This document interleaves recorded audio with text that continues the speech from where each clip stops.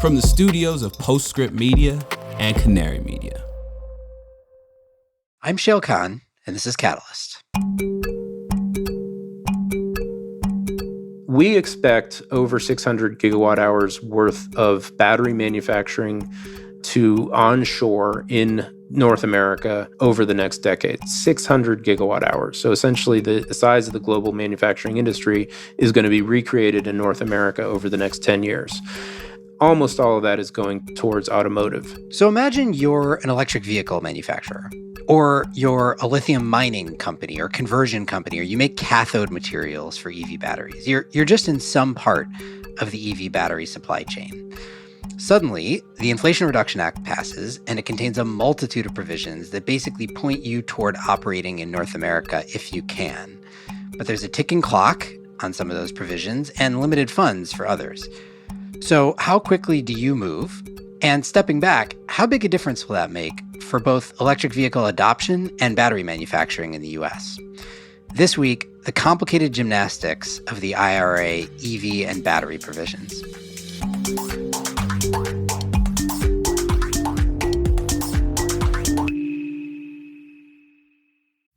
Let's face it, environmental news is often very depressing. That's why we focus on solutions on this podcast. But still, the climate crisis looms large. Rising temperatures, mounting pollution, environmental degradation, they're all warping the planet. And for a lot of species, including us, things don't always look so great. But the story doesn't end there. Every Friday, Living Planet, a show from Deutsche Welle, takes you behind the headlines to figure out what's happening and how we'll get through it. It'll also help you make better choices for a healthy planet and find space to reconnect with the beauty and wonder of the world around us. You can find Living Planet wherever you get your podcasts. I'm Shayle. I'm a partner at the venture capital firm Energy Impact Partners. Welcome. So of all the many components of the recently passed Inflation Reduction Act, one of the more consequential, but also more confusing, in my opinion, is this suite of incentives for electric vehicles and for battery manufacturing. If you've been paying attention to this since the bill passed, you'll have noticed articles that basically say everything from, on one side, this will rapidly accelerate vehicle electrification in the US, to, on the other side, this is impossible to qualify for and will make no difference at all, or in fact, maybe hurt electric vehicle adoption. And that's because the tax credits themselves are tied to a fairly nuanced set of rules around domestic content that might reshape the battery supply chain, or might not, but probably will.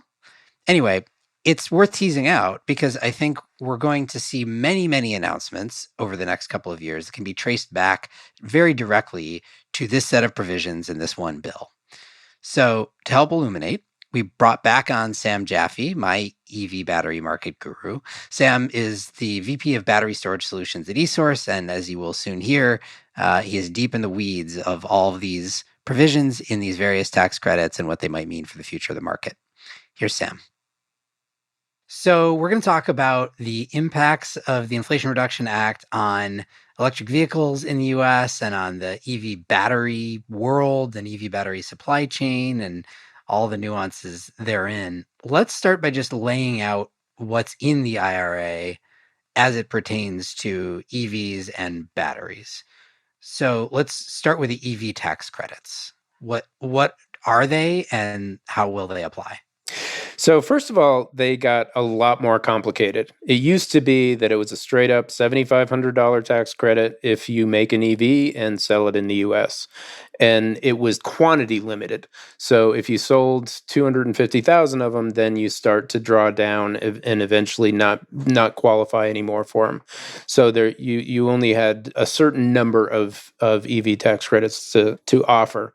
And that limitation is no longer there. Now it's time limited. So this is going to expire in 2032.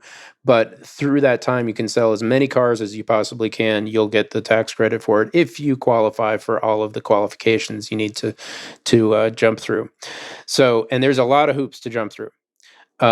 First of all, it's two separate tax credits. There is a components tax credit, which is half of that $7,500. So it's $3,750 for the components tax credit. And that components tax credit basically says if you make the components that go into this battery, including the battery itself, in North America or free trade partner country of the United States, then you qualify for this tax credit. And to be clear, sorry, it's not 100% of the components, right? There's a threshold number starting at, for the components, it starts at 50% and goes up 10 percentage points each year after that. So until it's a full 100% by, I think, 2027 or 2028. So you need to get to a certain proportion of the value of your components have to be made in the United States or in free trade partner countries.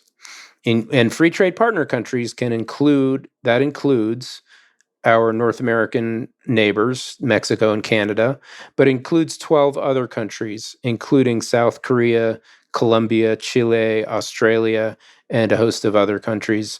Interestingly, none of which are in Europe. But that's those 12 partner countries can be the place where these components are manufactured. So before we move on to the other parts of the credit, maybe we should just double click on this one for a minute. Okay, so you have an EV battery. In the starting basically immediately to qualify for this half of the $7,500 credit, you need 50% of the value of that battery to have been produced in either North America or a free trade agreement country. What comprises more than 50% of the value of a battery? Are there like a couple of categories here that are like, look, if you make your cathode materials in North America, you're basically there, or if you do the battery assembly, or is it like you kind of need each little individual component and step to add up? So there's things we know and there's things we don't know. And what that means, what that question that you asked, there's a lot that we don't know yet, that we're still waiting on guidance from the federal government and the various agencies that are going to oversee the implementation of this and the the oversight of this to define and precisely say how this is going to work.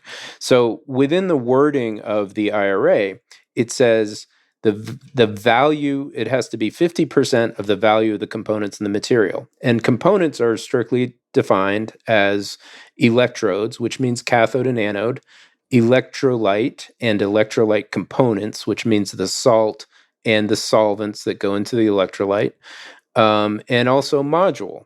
So once and the cell itself, so the manufacturing of the cell, and then once the cell is made, put into a module. Interestingly, they don't define the pack, but I think they just decide if you've made the module here, you're going to make the pack here. You're not going to ship it to another continent to make the pack and then ship it back here to put in the car. So what does value mean? What does that word mean? I'm still waiting for guidance to specifically define what they mean by the value of that. Does it mean all of the things are put in a bucket and 50% of the value of everything in that bucket has to be satisfied? Or does it mean 50% of each of those items have to be satisfied? We don't have specific guidance on that. A good assumption to make is that everything's going to be put into a bucket. 50% of the overall value of that battery has to be satisfied, but they haven't specifically said that yet. Okay, so this portion of the tax credit that we've been talking about, the first half of the $7,500, this applies to the components in the battery, as you described, the anode, the cathode, the electrolyte, and so on. The second half, though, reaches further upstream and relates to the minerals that go into those components, right? Right. So the other portion of the EV tax credit is the strategic minerals tax credit, and that is also a $3,750 tax credit if you qualify for it. And that goes into the actual minerals that are mined out of the earth that go into the batteries.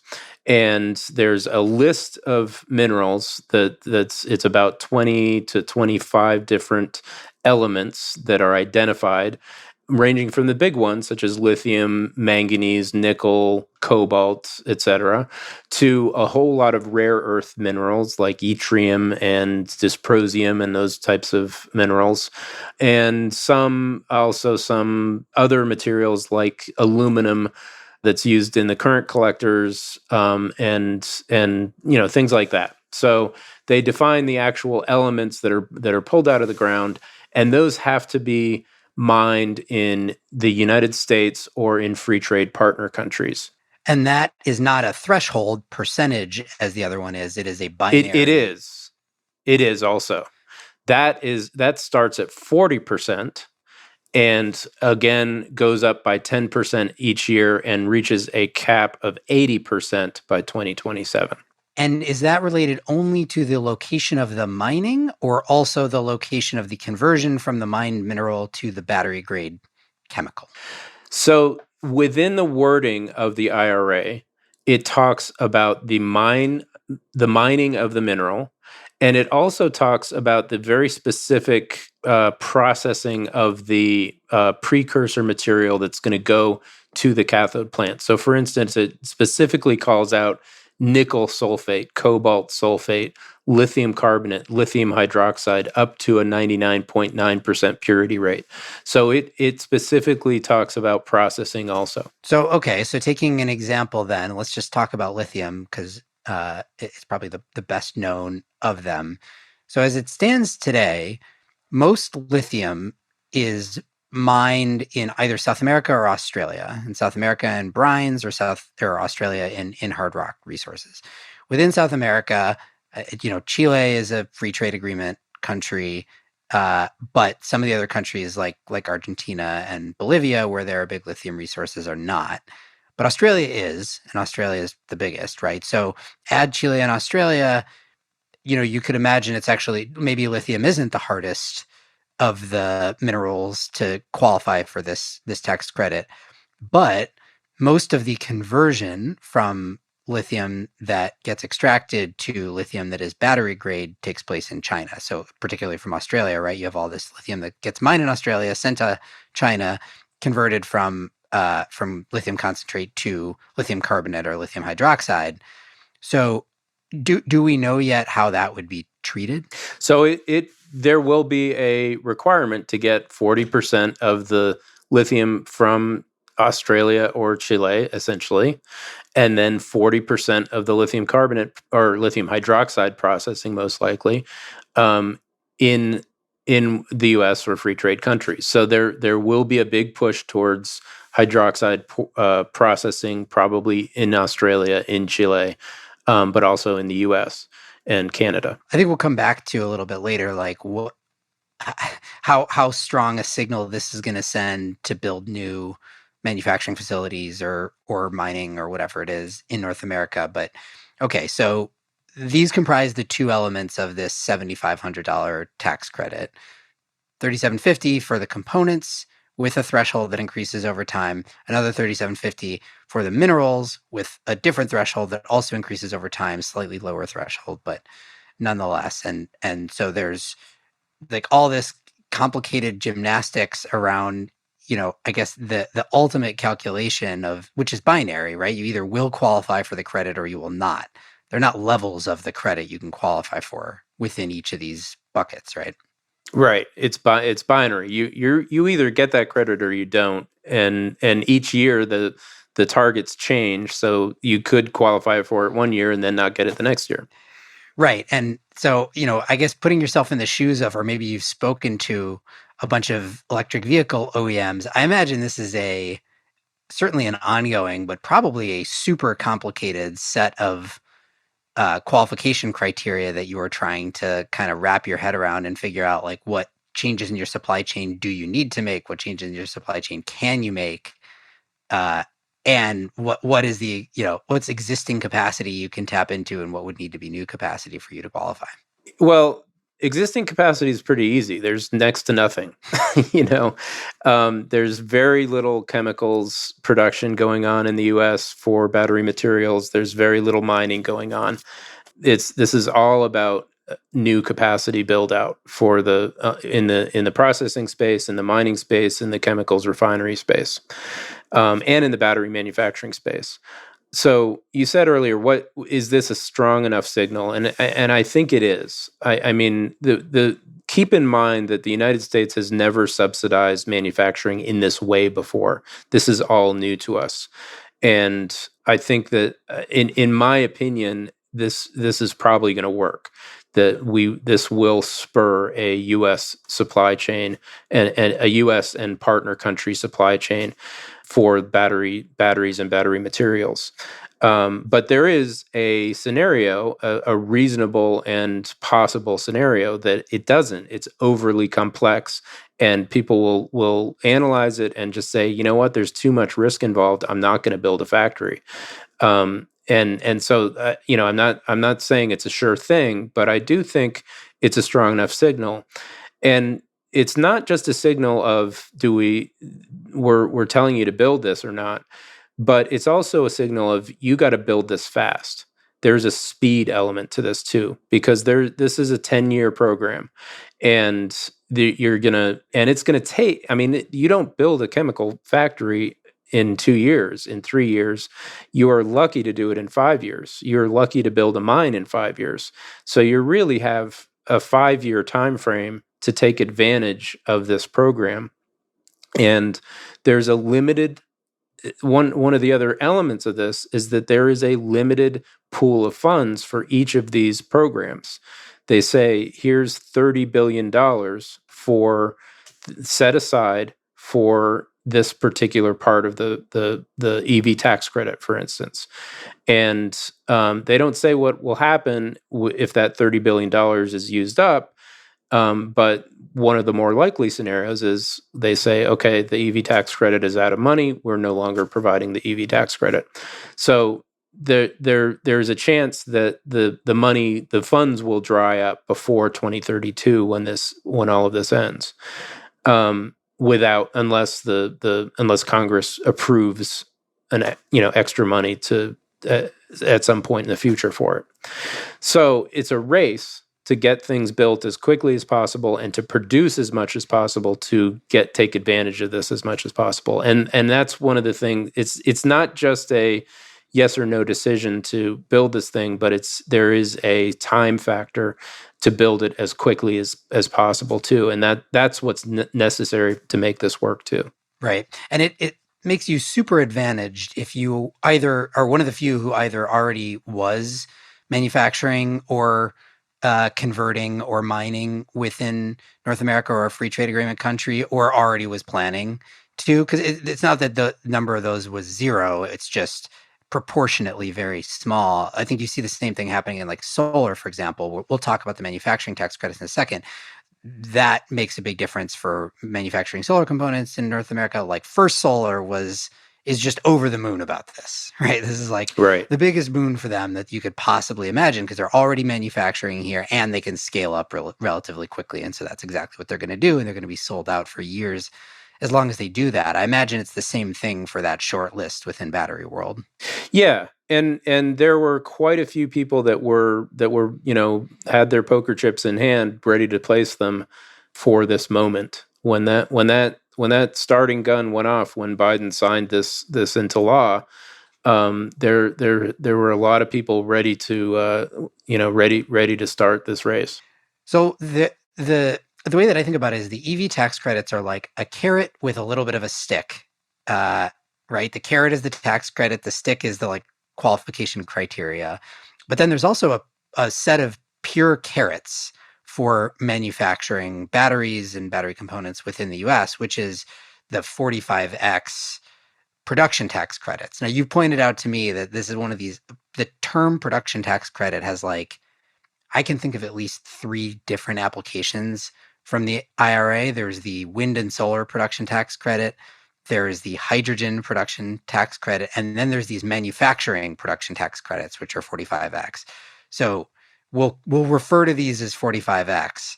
But these are the pure carrots that say, look, we'll give you a bunch of money if you manufacture stuff here. So how are those structured? Yeah, and the other way I think about it is push versus pull. If you think of the EV tax credits as pulling market demand by incentivizing the customer to purchase a car and pulling that market demand, this is the production push part of it. You're actually giving money to somebody to produce a good. And that's, again, this is a new way of subsidizing something in the US. It hasn't really been done this way before. And essentially what they're saying is you produce a specific good that we have clearly defined in this law, such as batteries, and do it in the United States. So this is not in North America. This is not in a free trade partner company, but specifically in the US. And we will give you, if in the case of batteries, they say we will give you $35 a kilowatt hour to produce a battery in the United States. And by the way, this is not just for EVs. This is a battery that could be for stationary storage also. So build a battery factory in America under this program, and you get $35 if you produce and sell a battery in the US. Just to clarify, it could be more than that. It's $35 per kilowatt hour for cells, and then another $10 per kilowatt hour for modules. So they stack, right? So it could be $45 per kilowatt hour total. So it could be $45 if you're making the modules. And then below that, there's a 10% of the cost of making the electrolyte and the electrodes also is in there. So if you're if you're making cathode in the US for $25, you get $2.50 from the government for doing that. So maybe orient us just high level, order of magnitude, given the current or near term projected cost of producing. Let's focus on EV batteries here, because it is different depending on what kind of battery you're producing and your chemistry and all that. So let's just say lithium ion batteries for electric vehicles. How big a difference does $45 plus 10% of the electrode active materials make on the total cost of production of a battery? So on a cell basis, our average EV price today for batteries is about $140 per kilowatt hour. It's gone up significantly because of the increase in the battery materials prices. So essentially getting $35 off of that gets you down to $105. So that's a significant cost advantage. And of course, Chinese cells would be cheaper, but remember, there's also a tariff for Chinese cells coming in. So they're, in addition to not getting that $35, they are also they're paying in addition, depending on the specifics of that cell, somewhere between 4.5% to 12% tariff for a cell coming from China. So you're essentially talking about somewhere around 30 to 40% price advantage or advantage that a U.S. made cell gets over a Chinese cell. And is that sufficient to overcome the cost differential for production in the U.S. versus China? It is. Assuming that we don't have ridiculously expensive materials costs because of the cost of getting the materials from the U.S. and they have they have a steep discount in China, which they don't necessarily have anymore, then it is enough to make it a advantageous, essentially give a discount to U.S. made cells.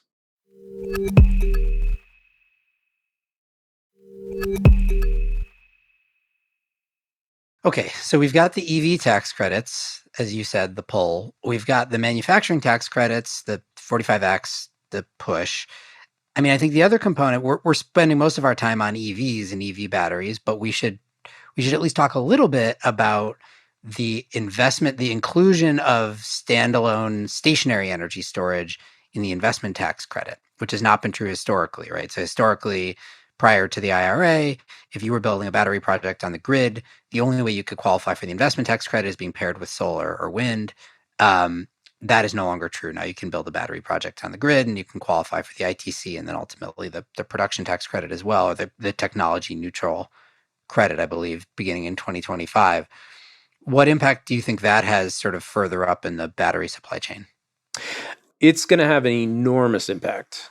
I think when we look at the interconnection queues and the ISO RTOs of the US and Canada, we saw this enormous logjam of standalone storage projects that had been put in as placeholders just in case this passed.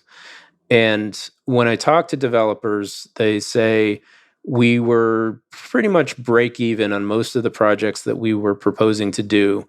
With the standalone ITC, we're going to make a lot of money, which means they want to build these projects. And now the question is battery availability. How do we get our hands on these batteries? It now becomes a battery availability problem, not a financial spreadsheet problem. If they can get their hands on the batteries, they will build out. And essentially what we're expecting to see next year now is a doubling of the entire installed capacity of US energy storage in 2023 alone. In other words, everything that's been built and installed in the US is about to double in what's installed next year alone. And assuming there's battery availability, that could again triple the following year. And keep in mind, most of what we have has been installed in the last couple of years anyway. California has about 5 gigawatt hours worth of batteries, almost all of which have come in the last 36 months, and essentially kept California from going into rolling blackouts in the recent heat wave. So they're about to get quite a lot more batteries. And of course, California and Texas are getting the lion's share of what's going to be installed over the next 2 years. I mean, it's interesting how it's similar, I think, again, to kind of renewables world where like the economics of projects suddenly pencil much, much better than they would have otherwise, maybe even more so for standalone storage. But it transfers the what is going to be the bottleneck in this market, or the long pole of the tent, so to speak, from do the economics pencil to availability of supply, to your point, and then other things like interconnection. Like what's going to be the thing that stops the stationary storage market from doubling next year and tripling the year after that? It probably is either battery supply or interconnection timelines, I suspect. And so, but nonetheless, if the demand signal is there, the supply will catch up. There's no greater problem or greater solution to high prices than high prices. Except the timeline, I guess, is a little uncertain. This sort of relates to a bunch of this stuff. You alluded to it before when we were talking about mining and chemicals plants. What does it look like to build battery manufacturing capacity? How long does that take? How soon could we expect, a bunch of onshoring of battery manufacturing? Is that going to meet the needs of this burgeoning market?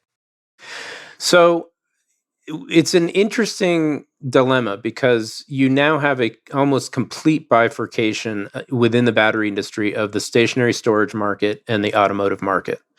You're supplying two different kinds of batteries. In stationary storage, you're now almost entirely lithium iron phosphate batteries are what's going into stationary, and it's high nickel content cathodes going into automotive. And there are different form factors: prismatic and stationary, and pouch and automotive, or cylindrical and automotive. And so essentially, it's now almost two different industries, and with two different sets of decision makers.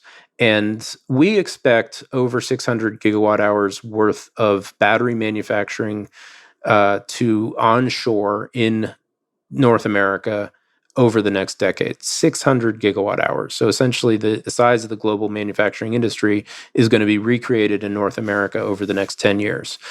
However, almost all of that is going towards automotive. And you can build a battery factory relatively quickly. I would say a 2-year timeline to building it once the decision is made, the capital is raised, and the EPCs have been chosen. It then, however, takes 3 years from the completion of that factory to get up to full optimization of that factory. So you have to learn to operate the equipment. The new workers that have been hired for that factory have to get good at operating it. It takes a long time to get to the full production capacity of that factory. The other problem that I'm hearing from the manufacturers is labor shortage. They would build a lot more. They're building like crazy, but they would build a lot more if they felt they had a chance to hire enough people. And at this point, that's in North America, that is the main bottleneck is labor availability for people with experience in manufacturing jobs. And manufacturing of lithium ion batteries has turned into a very high tech manufacturing industry. It's all highly automated, and you need very advanced manufacturing capabilities to do it. And to say that we're going to build a 600 gigawatt hour industry, which is essentially several $100 billion worth of revenue every year, out of scratch, that's highly ambitious, and it's hard to do. With that said, back to your question, how do we solve this? How do we solve the problem of high prices for stationary storage batteries? The answer is probably China. We're going to be importing a lot of batteries from China for stationary storage applications. The build out, like I said, is mostly in automotive batteries. There's a huge opportunity for LFP stationary storage battery manufacturing in North America that's only being touched on the surface so far. And we have yet to see a tidal wave of new manufacturing for the stationary demand that's out there. Have we already started to see announcements like post IRA, a net new announcements of any portion of this, right? Battery manufacturing, cathode production, mines. Like, if we started to see the wave of announcements that would support the 600 gigawatt hours coming by the end of the decade, or is it going to take a little longer? Or is everybody waiting for like Treasury guidance to be certain to pull the trigger? We've started to see a trickle of announcements. So I think the most prominent one was Honda and LG announced a joint venture partnership to build, I think, 40 gigawatt hour plant. Others have announced expansion of previous plans or confirmation of previous plans. But we are expecting that by the end of the year or first quarter of next year, we will see a wave of announcements. And it's not just on the battery factory front, it's the entire supply chain. And we're going all the way, from mine to chemical refinery to processed chemicals to electrodes and electrolyte to battery factory. It's all happening, and we're going to see just tremendous activity. And we're aware of we're working with companies that are making these plans. We're aware of all of this activity going on behind the scenes, and I think it's going to take about somewhere between 3 and 6 months for this to become public. Okay, so then back to the impact on the EV market. Actually, we should say first, I mean, I think there's this weird divide, at least the way that I'm thinking about it, between what is the impact of all these tax credits in aggregate on the EV market near term. Well, let's just say like the next, 2 years or something like that. And then what is the impact in the longer term, latter half of this decade? Latter half of this decade, you can pretty easily picture all this new manufacturing comes online. We have a new supply chain in North America. It's economically advantaged because of all the combination of all the tax credits. And, the $7,500 existing that whole time is fairly substantial, especially if you expect cost reductions. And you can imagine how that really supercharges the EV market. But what happens in the meantime, while we actually don't have that many EV models that hit all the criteria? Is the ramp in these requirements, how low it starts, sufficient such that it will have a glide path into that big market? Or is it actually going to be more like, is there a possibility this is going to short-term hurt EV adoption, long-term help it? Short-term, it definitely hurts EV adoption. It's a net negative because nobody qualifies for it. Now, keep in mind, we've got a lot of cars, and look at Hyundai, for instance. They were just racking up sales of the Kia EV6 and the Ioniq 5. in the U.S., which were reasonably priced.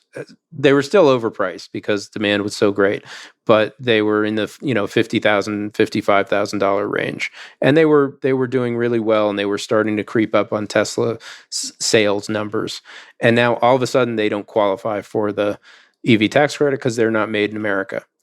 So they are scrambling to accelerate their plans for production of their cars in America and start doing it by 2024. But there's no way they could do that by next year, by 2023. So they're getting hurt. For instance, they're going to get hurt significantly.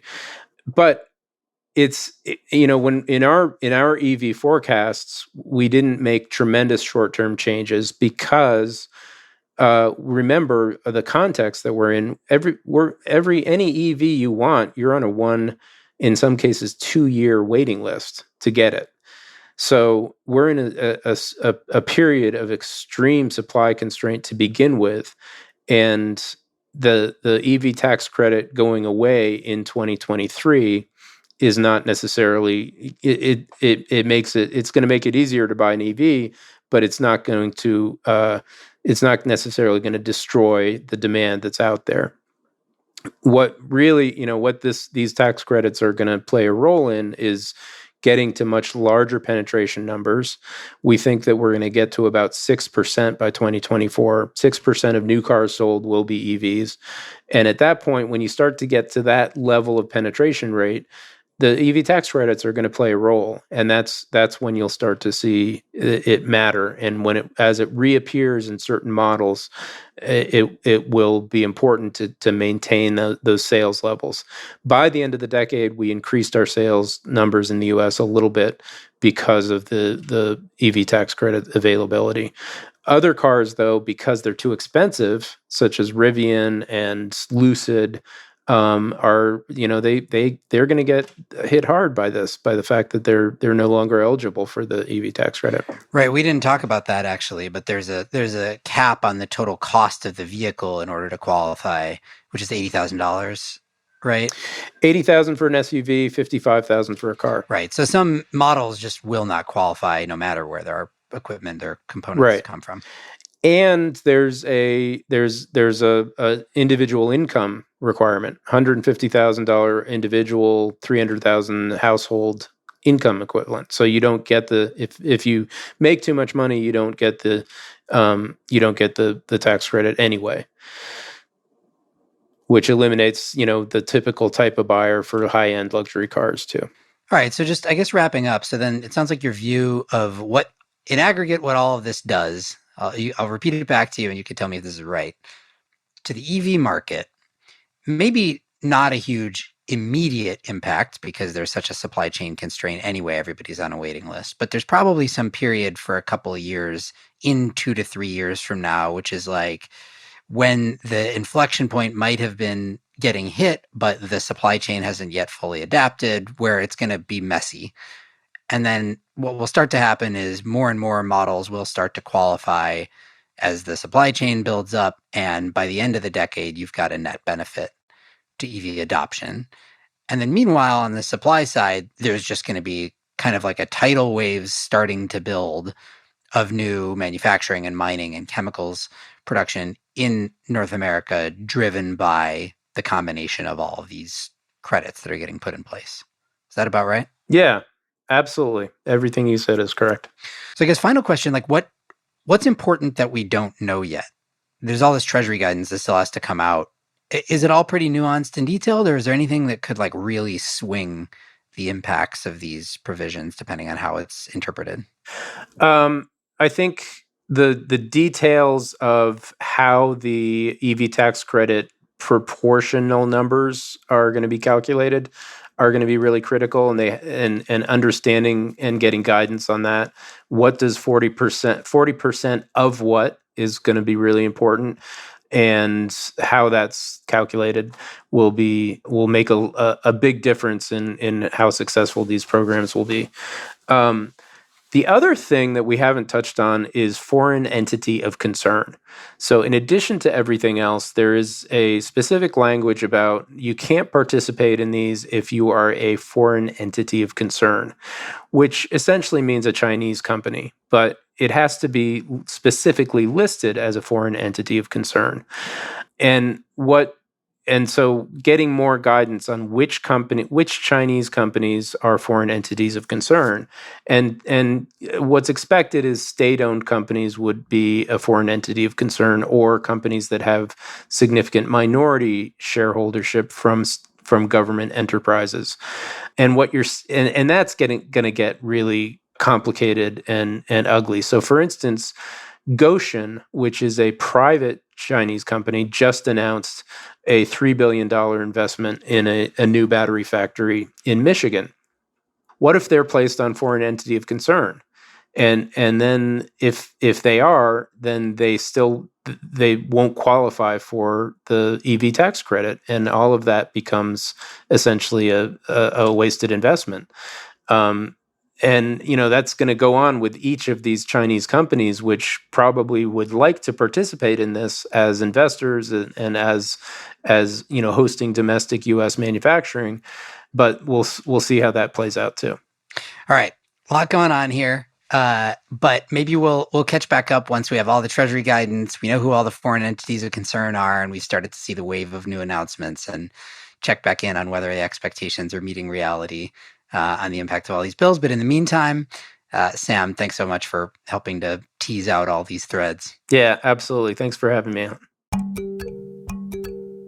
Sam Jaffe is the VP of Battery Solutions at eSource. Well, what did you think? Are you someone who is operating somewhere in the EV or battery supply chain, currently thinking about what onshoring production might look like for your business? We always welcome feedback from people who know more about this stuff than we do. You can find us on Twitter at @CatalystPod. You can also find me there. If you liked the show today, go over to Spotify or Apple Podcasts, as always, and leave us a rating and review. This show is a co-production of Postscript Media and Canary Media. You can head over to canarymedia.com for links and more info on today's topics.